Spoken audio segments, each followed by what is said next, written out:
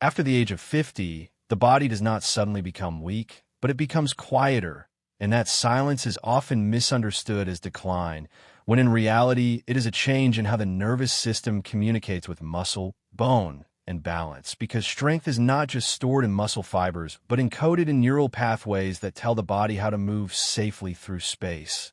And when those pathways are not used regularly, the brain slowly forgets how much control it truly has, which is why many women feel hesitant standing up from low chairs, stepping downstairs, or rising from the floor.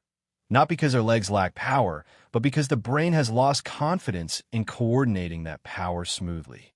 The slow, controlled squat addresses this exact issue by restoring the conversation between intention and action, as the brain must calculate position, speed, pressure, and alignment all at once, activating sensory receptors in the feet, knees, hips, and spine that constantly send feedback upward, saying where the body is and how it is responding to gravity. And this feedback loop is the foundation of balance, far more than raw strength alone.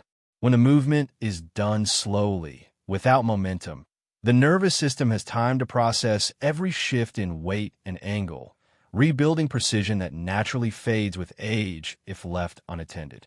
Scientific studies on aging consistently show that balance loss is one of the earliest predictors of injury and loss of independence. Yet balance is not trained by standing still, it is trained through controlled movement that challenges stability while remaining safe, and the squat does exactly this by placing the body in a position where multiple joints must cooperate, forcing the brain to synchronize timing between muscles that support, muscles that stabilize, and muscles that guide motion, creating a unified response instead of isolated effort.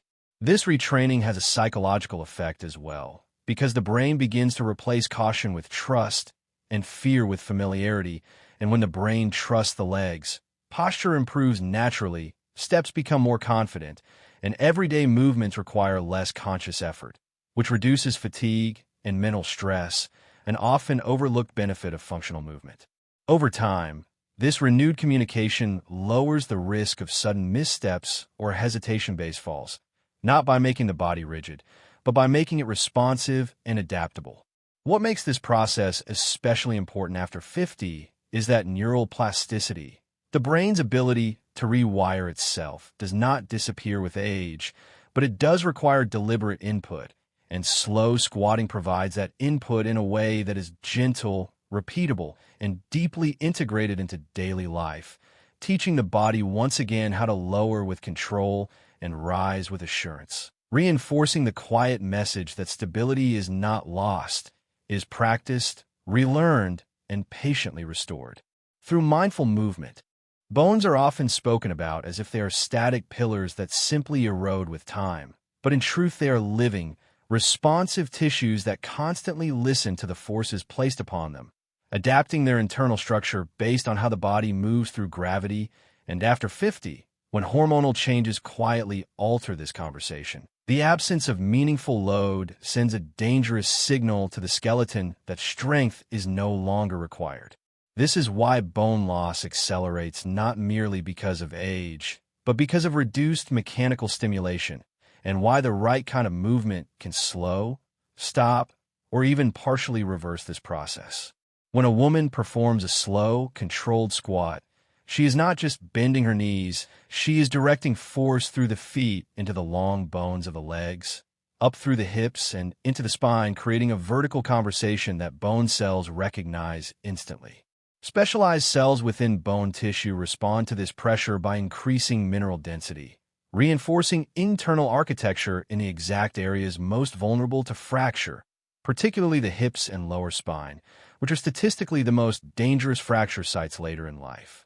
What makes this exercise especially powerful is the quality of the load rather than its intensity, because bones respond best to consistent, moderate pressure applied in natural movement patterns, not sudden impact or extreme strain, and the squat delivers precisely that, encouraging bone renewal without the joint stress associated with jumping or heavy lifting.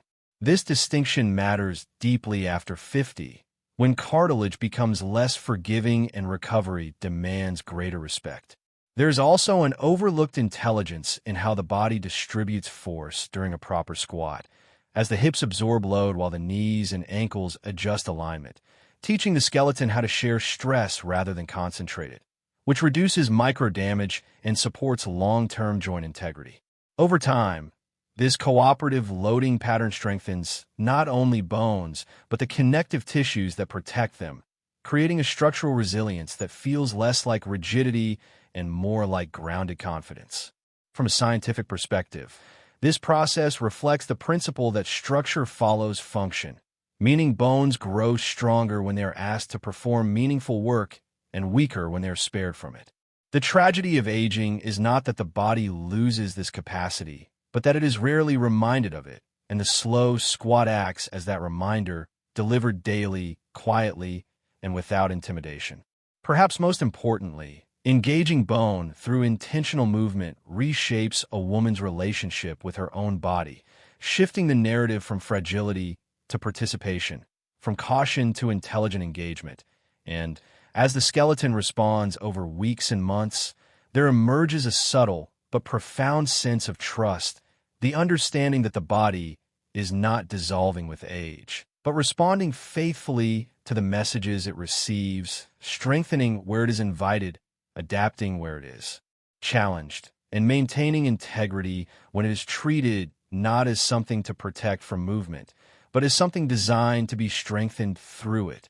As the body passes 50, metabolism is often described as slowing down, but this description hides a deeper truth, because what actually changes is how efficiently the body's largest muscles interact with blood sugar, hormones, and inflammation, and when those muscles are underused, they stop acting as active partners in metabolic health and instead become quiet bystanders.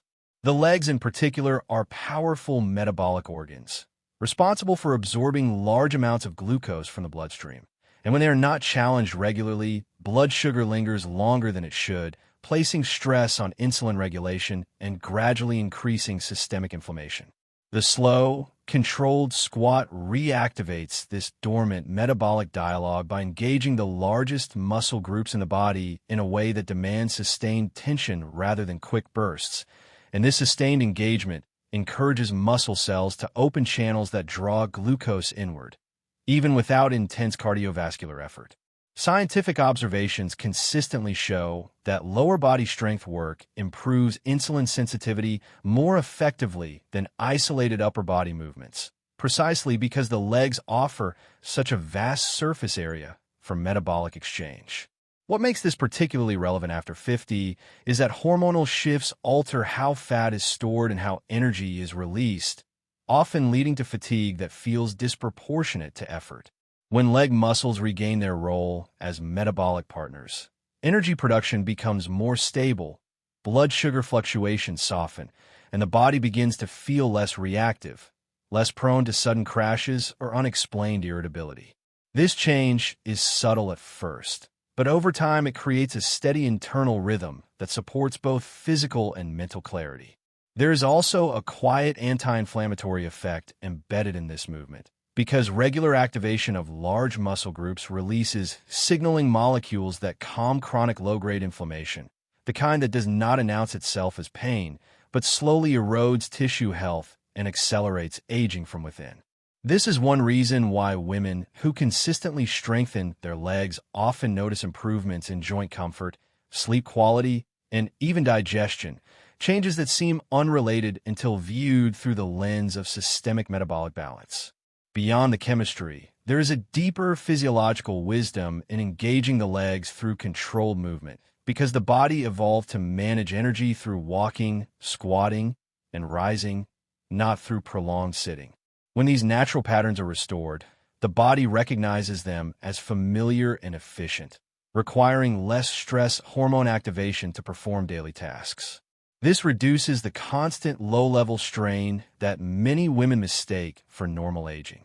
Over weeks of consistent practice, the slow squat becomes less about burning calories and more about restoring cooperation between muscle, blood, and hormone signaling, allowing metabolism to function as a responsive system rather than a rigid equation.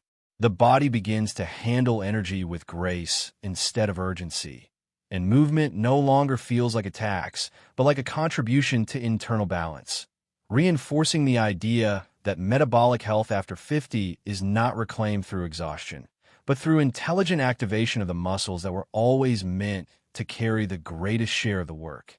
There's a moment in many women's lives after 50 when movement becomes less about expression and more about caution, when the body is approached with quiet restraint rather than trust.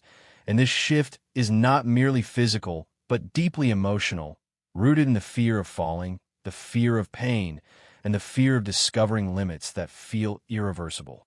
What is rarely acknowledged is that this fear itself changes how the body moves, creating stiffness, hesitation, and guarded posture that actually increase the risk of instability, turning caution into a self-fulfilling prophecy. The slow, controlled squat offers a gentle way back into confidence by recreating one of the most fundamental human actions, the act of lowering and rising, an act we perform countless times in youth without thought, but later approach with tension. As a woman learns to descend slowly, feeling her weight supported by her legs rather than braced by fear, the nervous system begins to associate the movement with safety rather than threat, replacing anxiety with familiarity through repetition. This process carries profound psychological weight because independence is not defined by grand physical feats, but by small, everyday abilities, getting up from the floor, standing from a chair without using the hands, reaching downward without holding the breath. Each controlled squat quietly restores one of these capabilities, and with it a sense of autonomy that cannot be replaced by external support or reassurance. Science increasingly recognizes that confidence in movement directly affects fall risk, not because confidence makes one reckless, but because it allows the body to respond naturally rather than freeze under uncertainty. There is also an emotional resilience that develops through this practice, as the act of lowering oneself requires trust and patience, and the act of rising requires belief in one's own strength. Over time, this mirrors the emotional rhythms of life itself, the willingness to descend into difficulty and the knowledge that rising is possible without panic. For many women, this creates a quiet shift in self-perception, from someone protecting a fragile body to someone collaborating with an adaptable one. Neurologically, repeated exposure to safe, controlled challenge reduces the brain's alarm response, lowering unnecessary muscle tension and allowing smoother, more efficient movement. This not only improves physical balance, but also eases the mental load associated with constant self-monitoring, freeing attention and reducing the background stress that often accompanies aging. The body begins to move as a whole again, rather than as a series of guarded parts. As this confidence grows, posture changes subtly, steps lengthen, and daily activities feel less demanding, reinforcing a feedback loop where improved movement builds trust, and trust further improves movement. The squat becomes more than an exercise. It becomes a rehearsal for life without fear, a daily reminder that stability is not something to cling to, but something that emerges naturally when the body is allowed to practice being capable, responsive, and grounded in its own strength. What ultimately determines the impact of any movement after 50 is not how impressive it looks or how intensely it is performed, but how consistently it becomes part of daily life, because the body adapts not to rare moments of effort, but to repeated signals that gently remind it what is expected. The slow squat carries a quiet wisdom in this regard, as it does not demand ambition or competition, only attention, presence, and respect for personal limits, qualities that align naturally with the body's needs at this stage of life. Biology responds best to rhythms rather than extremes, and when a movement is practiced daily at a manageable level, the nervous system, muscles, and connective tissues adapt without triggering stress responses that interfere with healing.